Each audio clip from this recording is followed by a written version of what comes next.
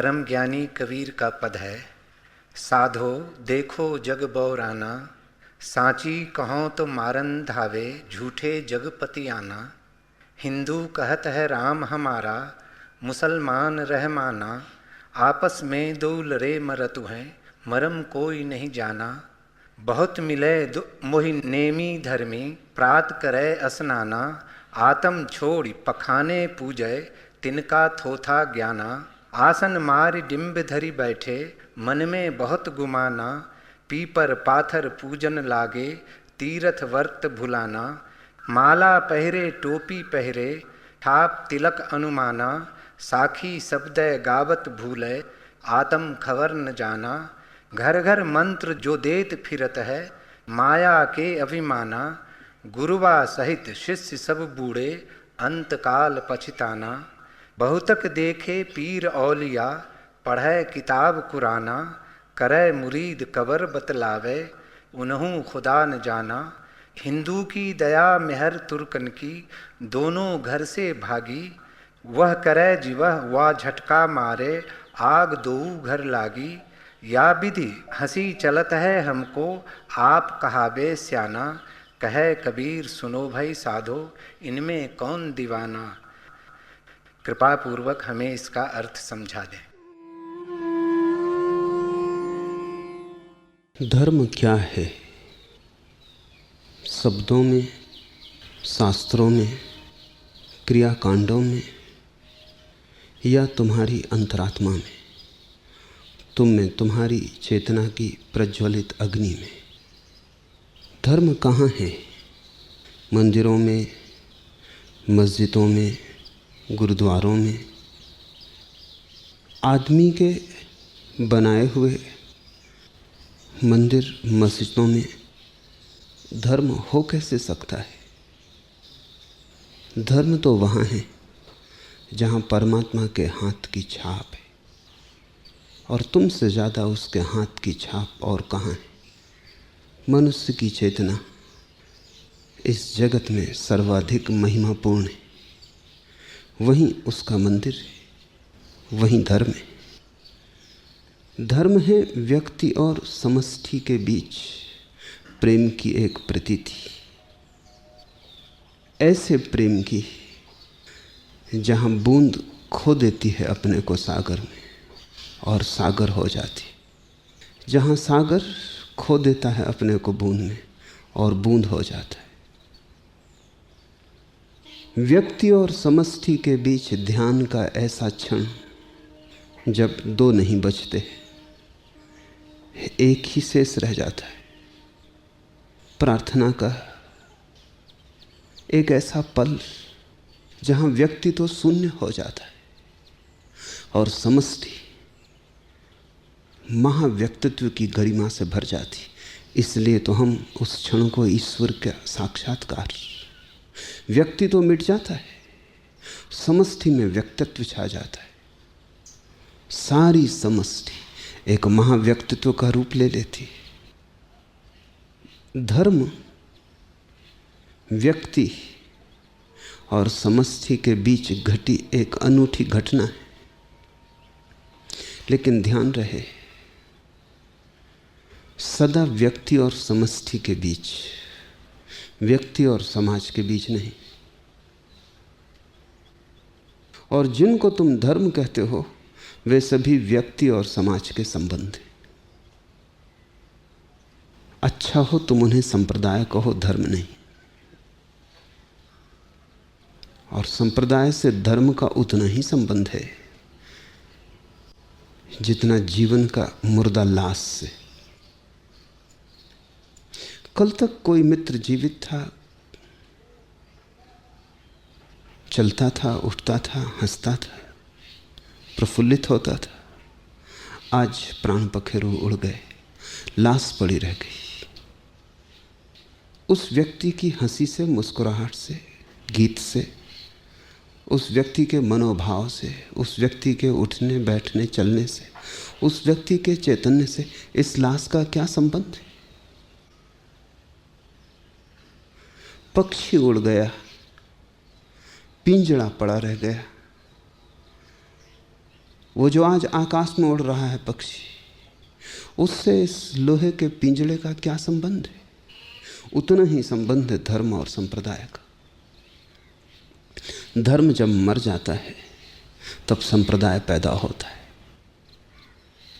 और जो संप्रदाय में बंधे रह जाते वे कभी धर्म को उपलब्ध नहीं हो पाते। धर्म को उपलब्ध होना हो तो संप्रदाय की लाश से मुक्त होना अत्यंत अनिवार्य है। अगर तुम समझदार होते तो तुम संप्रदाय के साथ भी वही करते जो घर में कोई मर जाता है तो उसकी लाश के साथ करते हो। तुम मरघट ले जाते, दफनाते, आग लगा देते। लाश को कोई संभाल के रखता है, लेकिन तुम समझदार नहीं और लाश को सदियों से संभाल कर रखे हो। लाश सड़ती जाती, उससे सिर्फ दुर्गंध आती, उससे पृथ्वी पर कोई प्रेम का राज्य निर्मित नहीं होता, सिर्फ घृणा फैलती, जहर फैलता है। धर्म तो एक है, लाशें अनेक हैं, क्योंकि धर्म बहुत बार अवतरित हुआ और बहुत बार तिरोहित होता है। हर बार लाश छूट जाती है। 300 संप्रदाय हैं पृथ्वी पर और सब आपस में कलह से भरे हुए, सब एक दूसरे की निंदा और एक दूसरे को गलत सिद्ध करने की चेष्टा में संलग्न, जैसे घृणा ही उनका धंधा है। तुम्हारे मंदिरों, मस्जिदों, गुरुद्वारों से अब प्रेम के स्वर नहीं उठते, प्रार्थना की बांसुरी नहीं बजती, सिर्फ घृणा का धुआं उठता है। यह हो सकता है कि तुम घृणा के धुएं के इतने आदी हो गए हो कि तुम्हें पता ही नहीं चलता, कि तुम्हारी आंखें उस धुएं से इतनी भर गई हैं कि अब और आंखों से आंसू नहीं गिरते, या तुम इतने अंधे हो गए हो कि आंख ही तुम्हारे पास नहीं कि जिससे आंसू गिर सके। लेकिन धर्म मरता है। थोड़ी हैरानी होगी, क्योंकि धर्म तो शाश्वत है। धर्म कैसे मर सकता है? निश्चित ही धर्म शाश्वत है, लेकिन इस पृथ्वी पर उसका कोई भी रूप शाश्वत नहीं। जैसे तुम तो बहुत बार पैदा हुए, मरोगे, तुम्हारे भीतर जो छिपा शाश्वत है वो कभी पैदा नहीं होता, कभी नहीं मरता। लेकिन तुम तो आओगे, देह धरोगे, ये देह मरेगी, फिर और देह धरोगे, वो भी मरेगी। थोड़ी देर सोचो, अगर आदमियों ने ये किया होता कि जितने लोगों ने अब तक देह धरी हैं सबकी लाशें बचा ली होती, अगर तुम्हारी अकेले एक व्यक्ति की सब लाशें बचा ली होती तो पृथ्वी पूरी तुम्हारी ही लाशों से भर जाती, क्योंकि तुम कभी पक्षी थे, कभी पशु थे, कभी पौधे थे।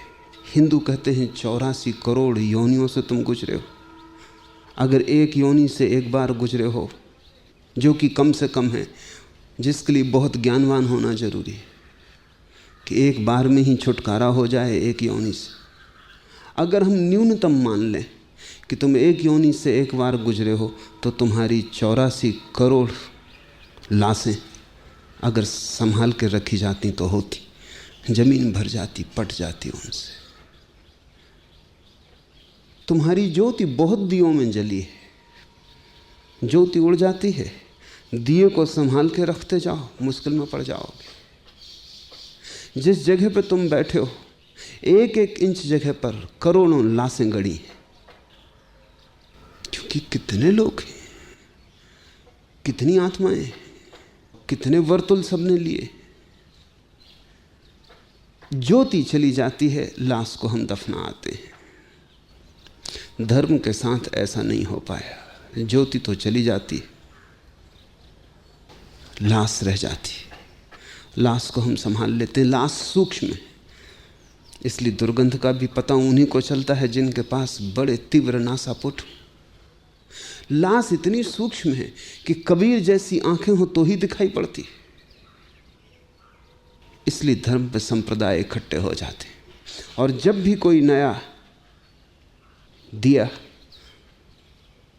आविर्भूत होता है सनातन की ज्योति को लेकर, तब मरे हुए सारे संप्रदाय उसके विरोध खड़े हो जाते, क्योंकि वो एक नया प्रतियोगी है और प्रतियोगी असाधारण है, उसके साथ जीता भी नहीं जा सकता। क्योंकि वो जीवित है, तुम मुर्दा हो। इसलिए सारे संप्रदाय धर्म के दिए को बुझाने में संलग्न रहते हैं। इसलिए तो महावीर पे पत्थर फेंके जाते हैं, बुद्ध का अपमान किया जाता है, जीसस को सूली दी जाती है, मंसूर की गर्दन काटी जाती है। वो जो प्रतिष्ठित संप्रदाय हैं, वो जब भी धर्म की ज्योति जगेगी तभी भयभीत हो जाते हैं। खतरा पैदा हुआ, क्योंकि ये एक ज्योति उन सबको मिटा देने के लिए काफी है। इस संबंध में कुछ बातें समझ लें तो कबीर के सीधे साधे पद बड़ी गहन गरिमा से भर जाएंगे, उनमें से बड़ी सुवास उठेगी। पहली बात, धर्म भी वैसे ही पृथ्वी पर आता है जैसे आत्मा आती है। जब भी कोई व्यक्ति तैयार हो जाता है और दिया पूरा निर्मित हो जाता है, तत्क्षण ज्योति उतर आती है। इसलिए हिंदू अपने धर्म पुरुषों को अवतार कहते हैं। अवतार का मतलब है अवतरित होना, ऊपर से नीचे आना। यह अवतार शब्द बड़ा महत्वपूर्ण है। बुद्ध 40 वर्ष तक अवतार नहीं थे। एक रात अचानक सब घट गया, दूसरे दिन सुबह अवतार हो गए। क्या हुआ उस रात? दिया 40 वर्ष से तैयार हो रहा था। जब दिया परिपूर्ण तैयार हो गया, हम इतना ही कर सकते हैं, पृथ्वी पर दिया तैयार कर सकते हैं। ज्योति तो इस पृथ्वी पर है ही नहीं। ज्योति तो आती है अज्ञात से, ज्योति तो आती है अनंत से, ज्योति तो आती है सनातन शाश्वत से। जब भी कोई दिया पूरी तरह तैयार हो जाता है, तब ज्योति उतर आती। तुम केवल स्थिति पैदा कर दो परमात्मा के उतरने की, और तुम्हारे भीतर परमात्मा उतर आएगा। अवतरण का अर्थ है ऊपर से उतरता है धर्म। पृथ्वी पर हम दिए बनाते हैं, ज्योति ऊपर से आती। फिर जब दिया टूट जाता है तो टूटे खंडहर को तुम बचा लेते हो, ज्योति तो फिर ऊपर चली जाती।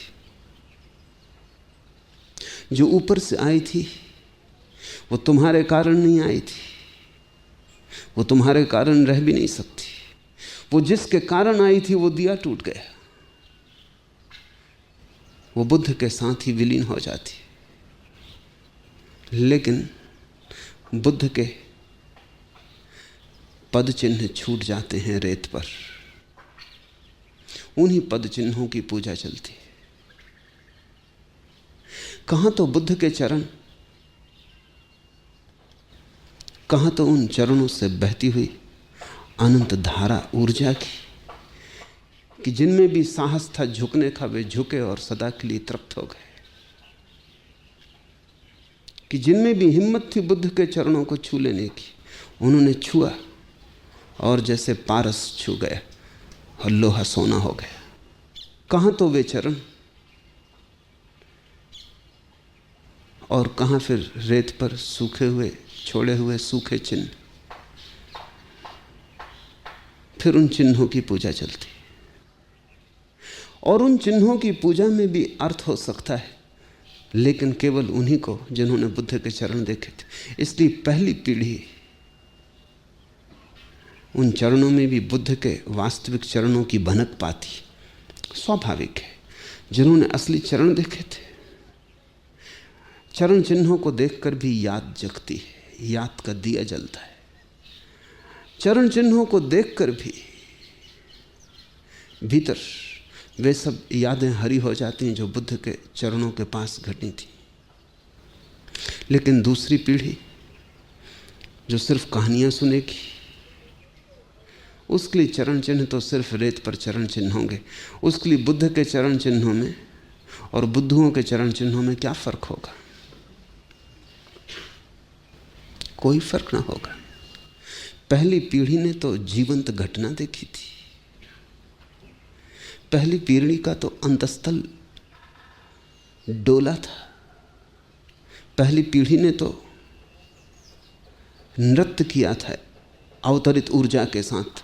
थोड़ी देर साथ चला था, थोड़ी देर का संग साथ हो गया था, और जैसे कोई फूलों की बगिया से गुजर जाए तो भी वस्त्र वास पकड़ लेते हैं फूलों की।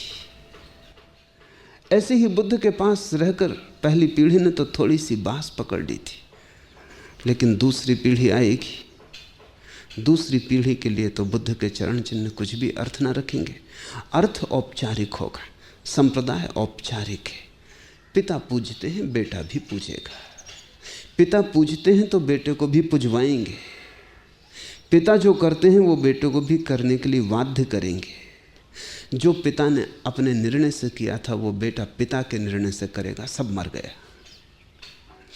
पिता तो बुद्ध के पास गए थे, अपने बोध से खींचा था बुद्ध ने, इसलिए गए थे। भीतर कोई पुकार उठी थी, भीतर कोई आमंत्रण मिला था तो गए थे। बेटे पर आरोपण होगा, आमंत्रण नहीं। न तो बुद्ध हैं पुकारने को, न बेटे को बुद्ध का कोई पता है। कथाएं हैं, कहानियां हैं जिन पर बेटा भरोसा भी नहीं कर सकता, क्योंकि बातें ही कुछ ऐसी हैं कि जब तक जानो ना भरोसा नहीं होता। बेटे की मजबूरी है। जिसने जाना नहीं अवतरण को, जिसने देखी नहीं वो ज्योति जो आकाश से आती है, जिसने केवल पृथ्वी की ज्योतियां ही देखी हैं, उसके पास कोई उपाय भी तो नहीं कि भरोसा करे। संदेह स्वाभाविक है। उसके संदेह को पुरानी पीढ़ी दबाएगी। पुरानी पीढ़ी भी एक मुसीबत में है। उसने देखा है। और कौन बाप न चाहेगा कि उसका बेटा भी भागीदार हो जाए उस परम अनुभव में?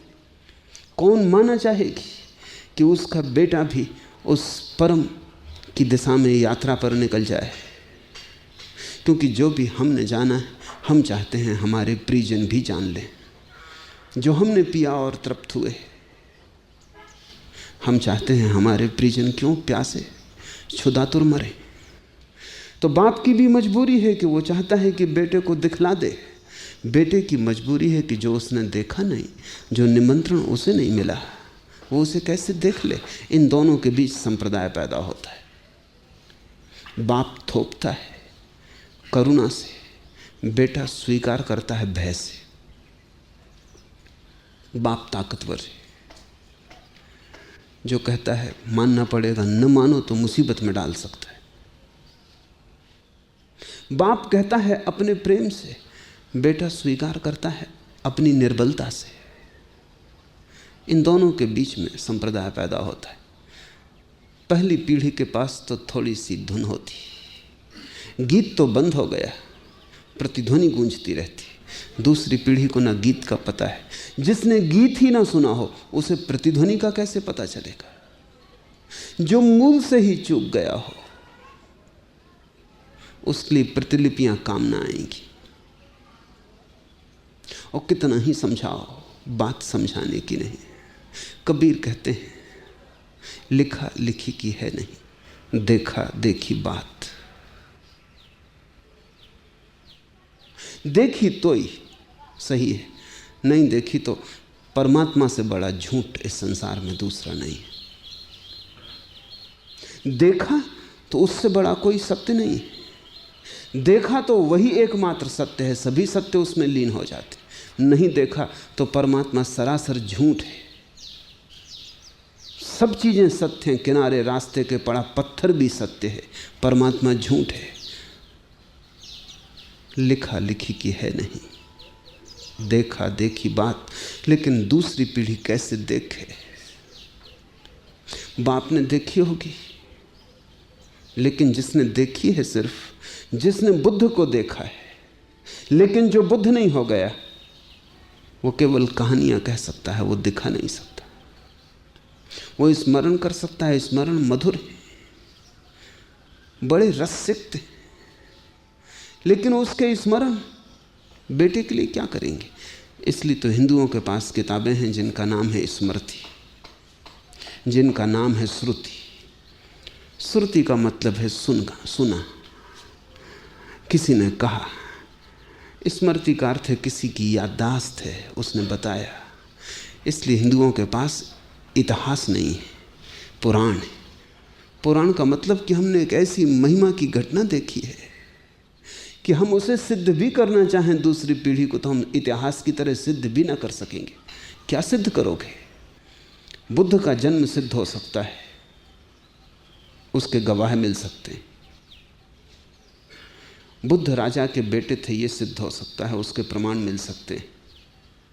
40 वर्ष तक के प्रमाण मिल जाएंगे बुद्ध के, लेकिन 40वें वर्ष में जो घटना घटी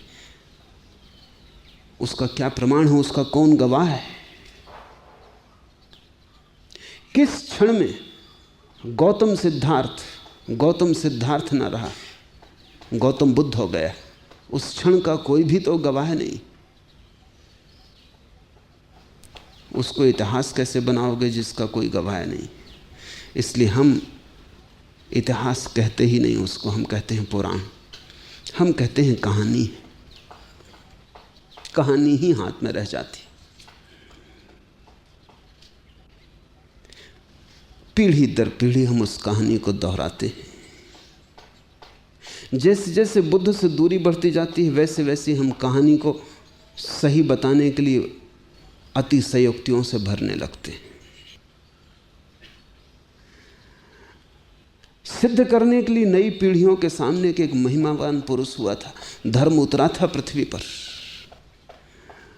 हम कपोल कल्पित बातें जोड़ने लगते हैं। कारण है कपोल कल्पित बातों के जोड़ने का, क्योंकि मूल घटना का कोई भी प्रमाण नहीं। इसलिए हम उस मूल घटना को बड़ी कपोल कल्पनाओं के घेरे में खड़ा कर देते हैं ताकि तुम मूल की बात ही ना पूछ सको। हम बड़ा जाल खड़ा कर देते हैं, वो जाल ही संप्रदाय है। और दूसरी पीढ़ियां मानती हैं क्योंकि और पीढ़ियां मानती थी, क्योंकि पिता मानते थे इसलिए बेटा मानता है। ये लाश है, इसमें सब मर जाता है। इस मरी हुई लाश को जो ढो रहा है वो कबीर को न समझ पाएगा। और मजा तो ये है कि ये कोई बुद्ध के साथ हो, राम के साथ हो, कृष्ण के साथ हो तो ठीक, कबीर के साथ भी वही हो गया। कबीर पंथी लाश ढो रहे हैं। आज मैं तुमसे जो कह रहा हूं कल मेरे साथ भी यही हो जाएगा। तुम अपने बच्चों को जरूर कहना चाहोगे जो मैंने तुमसे कहा है, तुम बांटना चाहोगे। अभी 2 दिन पहले ही एक मित्र आए, पति पत्नी दोनों सन्यासी हैं, पत्नी को गर्भ है तो वो चाहते थे कि उनके गर्भ के बच्चे को अभी सन्यास दे दूं। बड़ा प्रेम है, बड़ा भाव है, लेकिन ऐसे ही तो संप्रदाय निर्मित होता है। वो गर्भ के बच्चे को तो पता ही नहीं, उसकी तो कोई स्वीकृति भी नहीं, वो तो अभी बेहोश है। उनके प्रेम को कोई दोष नहीं दे सकता। ये प्रीतिकर है कि पिता और मां सोचें कि उनका बच्चा भी संन्यास्त हो, लेकिन इस बच्चे को तो कुछ भी पता नहीं। और अगर ये बच्चा सन्यासी बना दिया जाए तो आरोपण होगा। कल ये ढोएगा सन्यास को। तुमने तो अपनी प्रफुल्लता से लिया था, तुमने तो अपने आनंद से लिया था, तुमने तो किसी स्वाद से लिया, तुमने तो निर्णय किया था, तुम्हारा तो ये संकल्प और समर्पण था। लेकिन इस बेटे पर तो आरोपण होगा। अगर ये छोड़ेगा तो अपराध अनुभव करेगा कि माँ पिता ने संन्यास दिलवाया और मैं छोड़ता हूँ तो गिल्ट, अपराध पैदा होगा। अगर पालन करेगा तो झूठ होगा, क्योंकि मन में तो कोई भाव नहीं। सांप्रदायिक व्यक्ति ऐसी ही दुविधा में फंसा होता है। अगर न माने न करे तो अपराध पकड़ता है, क्योंकि मैं धोखा दे रहा हूँ पिता को, माँ को, लंबी परंपरा को। न मालूम कितने लोगों ने आशाएं बांधी हैं, उस सबको मैं तोड़ रहा हूँ, धोखा दे रहा हूँ। तो अगर कोई अपने संप्रदाय को छोड़ दे तो ग्लानि होती है, मन अपराध से भरता है। अगर पकड़े रखे तो कोई आनंद नहीं आता, कोई नृत्य पैदा नहीं होता, बोझ की तरह ढोता है। सांप्रदायिक व्यक्ति बड़ी दुविधा में जीता है, मगर ये स्वाभाविक है। जिस दिन ये समझ लिया जाएगा पृथ्वी पर कि ये स्वाभाविक है, उसी दिन ये बंद हो जाएगा। और जो व्यवहार हम लाश के साथ करते हैं, वही व्यवहार हमें संप्रदाय के साथ करना चाहिए। बहुत प्रेम है माना, बचाने का मन होता है, लेकिन पिता मर जाते हैं तो क्या करोगे? पति मर जाता है तो क्या करोगे? बेटा मर जाता है तो क्या करोगे?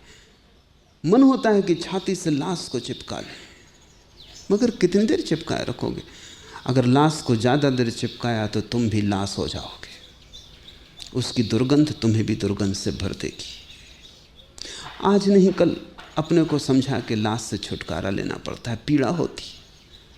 इतना रस था, इतना प्रेम था, इतना लगाव था, आज उसी को जलाने जाते हैं, लेकिन जाना ही पड़ता है।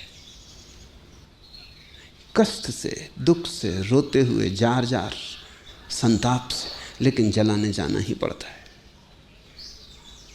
जो लाश के साथ होता है वही धर्म के साथ होना चाहिए। जब धर्म मर जाए, रोते हुए जाओ, दुखी जाओ, लेकिन उसे विदा दे दो।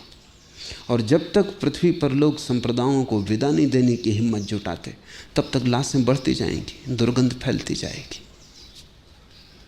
मंदिर, मस्जिद, चर्च मरघट हो गए, वहां बड़ी महिमावान पुरुषों की लाशें पड़ी हैं, ये बात सच है, लेकिन लाश लाश है। दूसरी बात, जब भी धर्म का अवतरण होता है किसी व्यक्ति में, जब कोई व्यक्ति आधार बनता है धर्म की ज्योति को उतार लेने का, जब कोई व्यक्ति इतना सबल हो जाता है अपनी शांति में कि परमात्मा को उतरना पड़ता है उसमें, जब कोई इतना गहन हो जाता है अपने समर्पण में कि अनंत को आके छूना पड़ता है उसे, जब किसी की प्यास परम हो जाती है और जब किसी का रोआ रोआ उसके व्याकुलता से भर जाता है, तो उस पर वर्षा होती है परमात्मा की। जब ये घटना घटती है तब ये घटना इतने गहन निबिड़ अंतस्थल में घटती है कि वहाँ शब्दों की कोई पहुँच नहीं, वहाँ भाषा का कोई स्थान नहीं, वहाँ कोई तरंग भी नहीं पहुँचती, वहाँ सब निस्तरंग है, वहाँ ज्योति अकंप जलती है। उस भीतर की घटना को जब बाहर बताने आना पड़ता है, तब संप्रदाय पैदा होता है। लेकिन वो भी होगा, ज्ञानी बिना बताए नहीं रह सकता, क्योंकि जो जाना है उसे बांटना ही होगा, जो पाया है उसे बांटना ही होगा। दुख का स्वभाव है कि तुम चाहो तो बचा सकते हो, आनंद का स्वभाव है कि तुम उसे बचा नहीं सकते, तुम्हें बांटना ही होगा। दुखी आदमी एक कोने में बैठ सकता है, आनंदित आदमी नहीं बैठ सकता। वो चाहेगा कि मित्रों को इकट्ठा कर ले, भोज दे दे, आज पूर्णिमा की रात है, तारों के नीचे नाच ले, जो उसे मिला है थोड़ा सा बांट दे। आनंद बंटना चाहता है, जिससे फूल जब सुगंध से भर जाता है तो खिल जाता है, सुवास लुट जाती। बादल जब जल से भर जाता है तो बरस जाता है। ऐसे ही जब आनंद की घटना भीतर घटती, उसे संभालना असंभव, उसे कभी कोई नहीं संभाल पाया। दुखी आदमी चुप हो जाए, एकांत में बैठ जाए, गुहा में छिप जाए, आनंदित आदमी कितनी ही बड़ी गुहा में बैठा हो उतर के वापस संसार में आ जाता है। दुखी महावीर जंगल जाते, आनंदित महावीर बाजार में लौट आते। दुखी बुद्ध भाग जाते हैं महल से, आनंदित बुद्ध गांव-गांव भटकते बांटने को। दुखी आदमी पलायन करता है। जब आनंद की घटना घटती है तो उतर आता है ठेठ वहाँ जहाँ भीड़ है, जहाँ लेने वाले हैं, जहाँ प्यासे लोग हैं, जहाँ पृथ्वी प्यास से तड़फ रही, वहाँ बादल बरसने को जाता है। पर कठिनाई भीतरी है, जो जाना है वो निशब्द में जाना है, कहना होगा शब्द में, क्योंकि सुनने वाले शब्द को समझ सकेंगे, निशब्द को नहीं। इसलिए Quran, Gita, Bible, Injil, Talmud, Avesta, इनका जन्म होता है। फिर लोग इन किताबों को ढोते रहते, फिर इन किताबों में खोजते रहते, इन किताबों में धर्म नहीं, ये किताबें धर्म से पैदा हुई हैं, मगर इन किताबों में धर्म नहीं। और जिन्होंने समझा कि इन किताबों में ही है, वो भटक गए, उनको फिर कभी भी ना मिलेगा। ये किताबें तो इशारा हैं, ये तो मील के पत्थर हैं, ये तो कहती हैं और आगे। बस सब किताबें इतना ही कहती हैं, और आगे, यहां मत रुको, और आगे चलो, बढ़ो, और आगे। सब मील के पत्थर हैं जहां तीर लगा है, और आगे। कोई किताब मंजिल नहीं है, क्योंकि शब्द कैसे मंजिल हो सकता है? निशब्द मंजिल है, परम मौन मंजिल है। बड़ी अड़चन हो जाती। जाना था निशब्द में, जाना जा सकता है केवल निशब्द में, बताया शब्द में। लोग शब्द को पकड़ लेते, उनकी भी कठिनाई है, जाहिर साफ है, क्योंकि जो उनको बताया गया वो पकड़ लेते हैं। और कठिनाई बड़ी सूक्ष्म और जटिल है। जब बुद्ध बोलते हैं तो शब्द में तो सत्य नहीं होता, लेकिन बुद्ध के ओंठों को छूकर जो शब्द निकलते हैं उनमें सत्य की झनकार होती। शब्द तो तुम जो उपयोग करते हो वही बुद्ध करते हैं, लेकिन शब्दों का गुणधर्म बदल जाता। जब बुद्ध बोलते हैं तो सिर्फ शब्द नहीं बोले जा रहे हैं, बुद्ध की आंखें भी कुछ कह रही, बुद्ध के हाथ भी कुछ कह रहे हैं, बुद्ध का पूरा व्यक्तित्व कुछ कह रहा है। जब शब्द बुद्ध बोल रहे हैं तब शब्द तो सिर्फ एक छोटा अंश है, बुद्ध का पूरा होना उसमें समाविष्ट है। तो बुद्ध जब शब्द बोलते हैं तो निर्जीव शब्द भी जीवन की प्रतीति ले लेते हैं, साधारण से शब्द भी हीरों की चमक ले लेते हैं।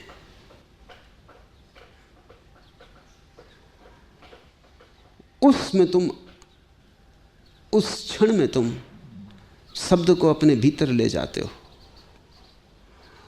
बुद्ध का सारा व्यक्तित्व उस शब्द के आसपास एक वायुमंडल की तरह तुम्हारे भीतर आता है। लेकिन गीता में जब तुम पढ़ोगे तो किताब पर छपे स्याही के अक्षर, वहां कृष्ण की मौजूदगी नहीं है। जब तुम धम्म पद में पढ़ोगे तो कागज और स्याही है, वहां बुद्ध के ओंठ, बुद्ध की आंखें, बुद्ध के हाथ, बुद्ध का होना, वहां कुछ भी नहीं। ऐसा ही समझो कि अगर तुमने संगीत की किताबें देखी हों, चिन्हों में संगीत लिखा होता है। संगीत में और संगीत की किताब में जहां चिन्ह बने होते हैं संगीत के, उसमें जितना फर्क है उतना ही फर्क बुद्ध के वचन और धम्म पद में, कृष्ण के वचन और गीता में। कहां बुद्ध के वचन? उनकी भीतर की ज्योति से ज्योतिर्मय, उनके भीतर की सुवास से आंदोलित, उनके भीतर की गंध को लेते हुए, क्योंकि उनसे डूब के आ रहे हैं, उनके गहनतम से आ रहे हैं। शब्द निशब्द को कह नहीं सकते, लेकिन निशब्द में से डूब के आए तो निशब्द की थोड़ी सी ध्वनि उन शब्दों में मौजूद होती, वही ध्वनि प्रभावित करती, शब्द प्रभावित नहीं करते। शब्द तो मैं भी वही बोल रहा हूं जो तुम बोलते हो। मेरे शब्दों के कारण तुम मेरे पास नहीं आ सकते, क्योंकि एक भी शब्द तो नया नहीं है जो तुम नहीं जानते। तुम मेरे पास किसी और कारण से हो। शब्द के पास पास कुछ और भी घट रहा है, शब्द के आसपास कुछ और भी घट रहा है। भला तुम उसे ठीक से समझ भी ना पाओ, लेकिन तुम्हारा हृदय उसे पहचानता है। भला तुम उसे पकड़ के मुट्ठी में बांध भी ना पाओ, किसी को बता भी ना पाओ, लेकिन कहीं अंतस्थल में कोई भनक पैदा होती और तुम जानते हो कि जो मैं कह रहा हूं वो शब्दों में ही नहीं है। वही तुम्हें छूता है, वही तुम्हें आंदोलित करता है। कई बार तुम्हें अड़चन होती होगी, तुम मेरे शब्द सुनते हो, ठीक वही शब्द तुम जाके दूसरे को कहते हो, तुम हैरान हो जाते हो कि वो तुमसे प्रभावित ही नहीं हो रहा। बात क्या है? यह भी हो सकता है तुम मेरे शब्दों को सुधार भी ले सकते हो, मुझसे भी अच्छा कर ले सकते हो, क्योंकि मैं कोई शब्दों में बहुत कुशल नहीं हूं। व्याकरण कोई ठिकाने की नहीं है। तुम उसे सुव्यवस्थित कर ले सकते हो, लेकिन तुम हैरान हो कि बात क्या है। वही मैं कह रहा हूं, शब्दों में कुछ भी नहीं है। शब्द तो निर्जीव है। जीवन तो तुम्हारे भीतर से डाला जाए तो ही डाला जाता है। बुद्ध से जो प्रभावित हुए उन्होंने शब्द संग्रहित कर लिए। स्वभावतः इतने बहुमूल्य शब्द बचाए जाने जरूरी हैं। फिर पीढ़ी दर पीढ़ी उन शब्दों का अनुस्मरण चलता है, पाठ चलता है। तुम भी थोड़े हैरान होगे कि कबीर के वचनों में ऐसा कुछ खास तो नहीं दिखाई पड़ता, क्योंकि तुम्हें कबीर का एहसास नहीं है। बुद्ध के वचनों में भी तुम्हें कुछ खास ना दिखाई पड़ेगा। ऐसा क्या खास है? बड़े कवि हुए हैं, उनके वचनों में ज्यादा कुछ है। बड़े लेखक हैं, बड़े वक्ता हैं, उनकी बोलने की कुशलता। और न तो बुद्ध, न कबीर, न मोहम्मद कोई वक्ता है, न तो कोई लेखक है। भाषा की कुशलता है ही नहीं। फिर क्यों इतने लोग प्रभावित हुए? कैसे इतनी क्रांति घटित हुई? नहीं, कबीर नहीं है क्रांति के कारण। ये कबीर की भाषा भी नहीं है। कबीर के भीतर जो ज्योति आकाश से उतरी है, जो अवतरण हुआ है, वही सारा राज वहाँ है, सारी कुंजी वहाँ छिपी है जादू की, सारा चमत्कार वहाँ है। लेकिन वो तो खो जाता है कबीर के साथ। थोथे शब्द रह जाते हैं जैसी चली हुई कारतूस। चली हुई कारतूस को तुम संभाले रहते हो, तुम सोचते हो कितना बड़ा धड़ाका हुआ था। कारतूस तो वही है, संभाल लो। लेकिन चली हुई कारतूस को संभाल के भी क्या करोगे? Quran, Bible, Injil, Talmud, Avesta, Dhammapada सब चली हुई कारतूस है। चल चुकी, धड़ाका हो चुका। अब तुम नाहक ढो रहे हो। अब इसके बल पे तुम किसी युद्ध में मत उतर जाना। ये चली हुई कारतूस अब किसी काम ना आएगी। इससे अड़चन होती, इससे बड़ी अड़चन होती। संप्रदाय शब्दों से घिर जाता है, धर्म निशब्द है। संप्रदाय शास्त्रों से घिर जाता है, धर्म का कोई शास्त्र नहीं। शून्य ही उसका शास्त्र है, मौन ही उसकी वाणी है। और तीसरी बात, जब कभी अवतरण होता है धर्म का, परमात्मा का, तो उस व्यक्ति के माध्यम से बहुत सी घटनाएं घटती। वो व्यक्ति बहुत तरह की विधियों का उपयोग करता है तुम्हें सहायता पहुंचाने को, तुम्हें मार्ग पर चलाने को। बुद्ध ने भिक्षुओं को पीत वस्त्र दिए। पीले वस्त्र प्रतीक है, प्रतीक है मृत्यु के। कबीर जो कह रहे हैं कि जीते जी जो मर जाए वही बचेगा। जैसे पीला हो जाता है पत्ता, तो उसका अर्थ है कि मौत करीब आ रही, पत्ता मरने के करीब है। फिर जब बिल्कुल पीला हो जाता है तो मर गया। फिर किसी भी क्षण वृक्ष से टूट जाता है, ना वृक्ष को पता चलता ना पत्ते को पता चलता, मौत घट गई। पीले पत्तों को देखकर बुद्ध को स्मरण आया, पीत वस्त्र उपयोगी होंगे। वो तुम्हें याददाश्त दिलाएंगे कि मर जाना है, कि इस जीवन में जीना नहीं है, मरकर जीना है। पीले पत्ते की तरह जीना है जो लटका, अब गया, अब गया, अब गया। किसी भी क्षण हवा की जरा सी लहर और पीला पत्ता गया। ऐसे जीना है, क्योंकि मौत किसी भी क्षण घट सकती। मौत के प्रति जागे हुए जीना है, मौत को स्वीकार करके जीना है।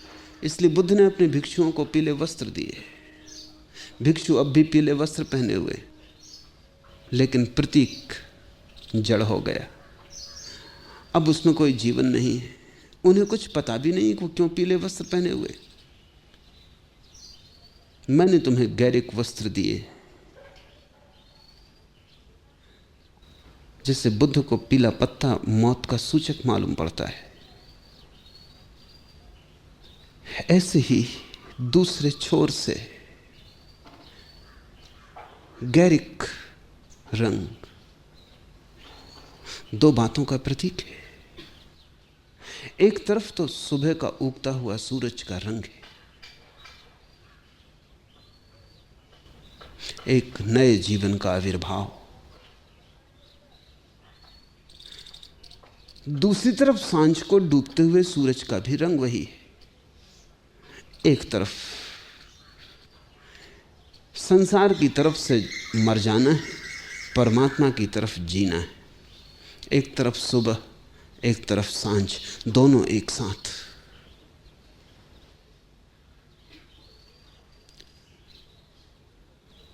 गैरिक रंग अग्नि का रंग है, और अग्नि से गुजरे बिना कोई भी निखरता नहीं। तुम्हारी आत्मा का स्वर्ण निखरेगा अग्नि से गुजरकर। गैरिक वस्त्र अग्नि का रंग है। उसका अर्थ है कि यह पूरा जीवन अग्नि शिखा है। यहां से तुम्हें शुद्ध होकर गुजरना है, अन्यथा तुम स्वीकार ना हो सकोगे। बहुत पुकारे जाते हैं, बहुत कम चुने जाते हैं। 1000 यात्रा करते हैं, एक पहुंचता है। अगर तुमने जीवन को पूरा मौका दिया कि तुम्हें जला डाले, तुमने अपने को बचाने की कोशिश न की, तुम स्वर्ण की तरह अग्नि में पड़ गए और सब तरह तुमने जलने दिया। एक बात पक्की, सोना नहीं जलता, कचरा ही जलता है। तुम्हारे भीतर जो सोना है वो बच रहेगा, जो कचरा है वो जल जाएगा। गैरिक वस्त्र चिता का रंग है, तो उसमें वो बात तो छिपी ही है जो पीत वस्त्रों में छिपी है, कि तुम जीवन को मरकर जीना। जैसे प्रतिपल तुम चिता पर चढ़े हो, आग की लपटें उठ रही तुम्हारे चारों तरफ, तुम्हारे गैरिक वस्त्र आग की लपटें बनी रहे तुम्हारे चारों तरफ। तुम ऐसे जियो जैसे चिता पर बैठा हुआ आदमी जी रहा हो। किसी भी पल सब जल जाएगा, राख पड़ी रह जाएगी। लेकिन यही खतरा है। पीछे लोग पीले वस्त्र पहने हुए चलते रहते हैं। जड़ा प्रतीक हाथ में रह जाता है, अर्थ खो जाता है, तब संप्रदाय निर्मित हो जाता है। तब तुम पहनते हो पीले वस्त्र या गैरिक वस्त्र या माला, लेकिन वो जड़ता हो जाती। अब उसमें कोई अर्थ नहीं, अब तुम्हारे हृदय का उससे कोई संबंध नहीं। अब तुम पहने हो क्योंकि पहनना है, अब तुम पहने हो क्योंकि सदा से लोग पहनते रहे, अब तुम पहने हो क्योंकि न पहनोगे तो लोग क्या कहेंगे। अब और बातों का कंसीडरेशन है, अब और बातों का विचार है, लेकिन मूल बात, मूल अर्थ खो गया।